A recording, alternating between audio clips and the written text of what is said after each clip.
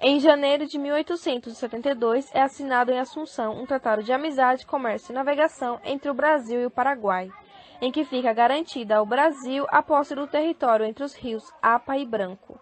No mesmo ano, as relações comerciais entre o Brasil e os Estados Unidos são bastante favorecidas, com a eliminação por parte daquele país do pagamento de taxas para importações de café de qualquer procedência. É um fato importante para o Brasil, pois no ano seguinte tem início um processo de depressão econômica mundial, que agrava-se a partir de 1876 e provoca a queda do preço dos produtos brasileiros no mercado mundial.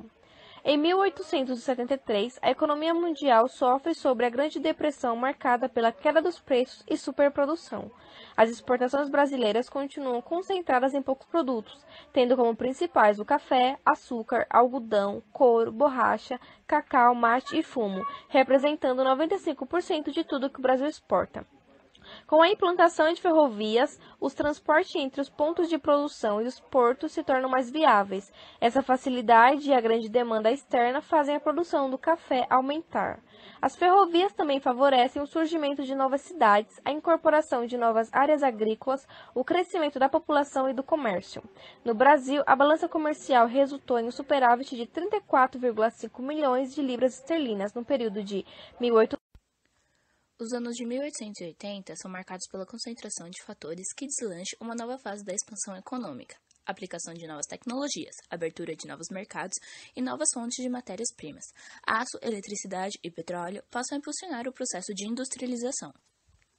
A região cacaueira da Bahia, a borracha passa a ocupar o terceiro lugar na pauta de exportações do país. O café brasileiro faz sucesso em exportação realizada em São Petersburgo. As exportações possibilitam sucessivos saldos positivos na balança comercial do país e contribuem para um certo acúmulo de capital, que passa a ser direcionado para outras atividades produtivas e para a expansão de atividades manufatureiras, principalmente a indústria têxtil. Nas regiões cafeeiras, as cidades crescem rapidamente e novas cidades surgem, acompanhando a instalação dos trilhos das ferrovias. A malha ferroviária brasileira atinge quase 9.000 quilômetros de extensão,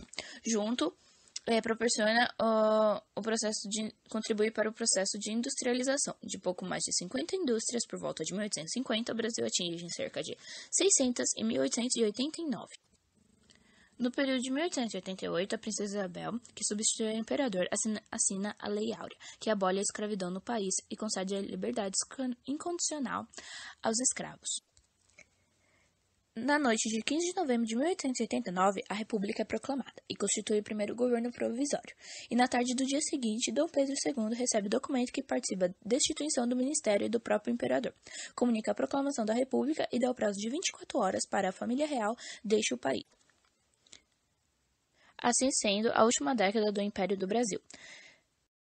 No período de 1891 a 1900, nós temos vários fatos históricos importantes para a história do comércio exterior brasileiro, como, por exemplo, o Acordo de Reciprocidade Comercial entre Brasil e Estados Unidos, onde o Brasil tem um convênio em conceder isenção de impostos e redução de tarifas alfandegárias para vários produtos norte-americanos.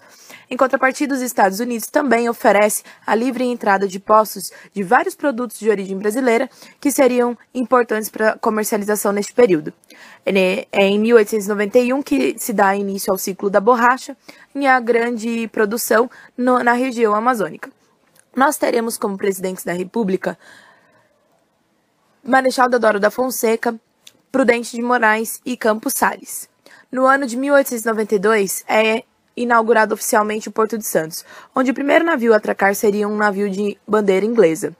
Em 1893, o Brasil fica reconhecido negativamente com conflitos políticos, como, por exemplo, a Revolução Federalista do Rio Grande do Sul e a Revolta da Armada. Em 1894, nós temos a forte expansão do café.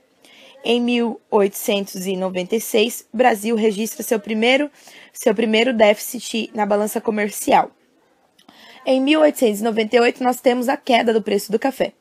E então, a seguir, nós vamos avaliar como fechou a balança comercial do Brasil na década e também os principais produtos a serem exportados.